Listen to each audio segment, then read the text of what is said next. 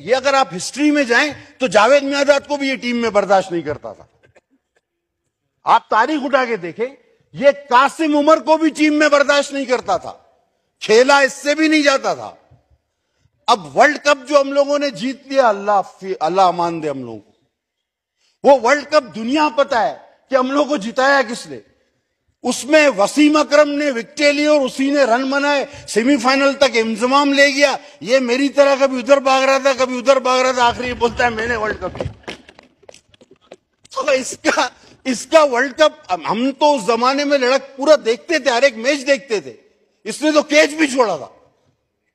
अभी इसको जो क्या करे, सबसे बुढ़ा यही था, तो इसको इज्जत के तौर पे, बड़ी उम्र के तौर पे कप्तान, खेल की वजह से थोड़ी कप्तान बनाया था, ये बुजुर्ग की वजह से कप्तान था।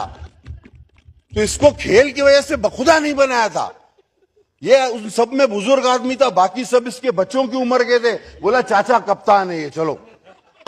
तो चाचा कप्तान ने वर्ल्ड कप क्या पकड़ा, आप इसकी वो तकरीर उठा के देखो, जब इसने वर्ल्ड कप हाथ में पकड़ा।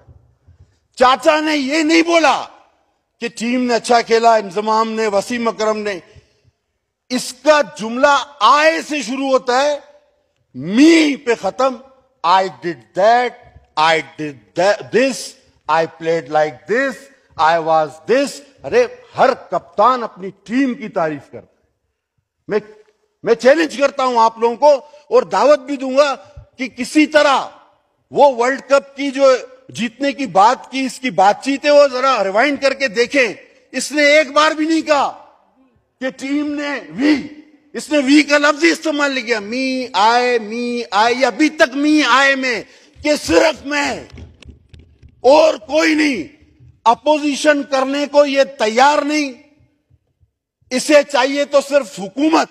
और जेल जाने से ये कितना डरता है, तोबा तोबा तोबा। इतना काफिर अली से भी नहीं डरते थे जितना ये जेल जाने से डरता है।